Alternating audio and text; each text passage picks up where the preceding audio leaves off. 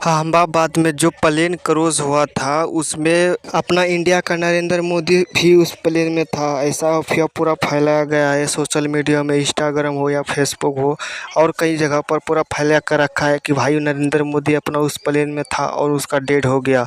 तो भाई मैं उसे बताना चाहता हूँ भाई ये गलत अफवाह है, ठीक है। उसमें कोई अपना नरेंद्र मोदी इंडिया का नहीं था, ठीक है। ऐसे ही गलत अफवाह फैला कर भाई इंस्टाग्राम में कुछ व्यू पाने की कोशिश करता है आदमी सब, ठीक है। लेकिन ऐसा कोई गलत बात है इसमें, कोई पूरी साबित कर सकता हूँ भाई इसमें पूरी गलत बात है, ठीक है।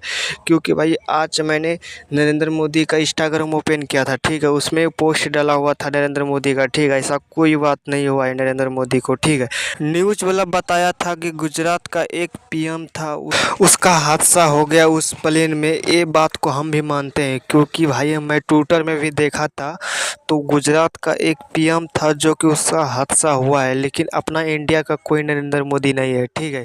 हाँ तो दोस्तों आप लोगों को क्या लगता है, यह बात गलत हो या सही, कमेंट में जरूर बताना। वीडियो अच्छी लगी तो लाइक कर देना, चैनल में नहीं है तो सब्सक्राइब जरूर करना। तो मिलते हैं नेक्स्ट वीडियो में इसी तरह वीडियो लेकर।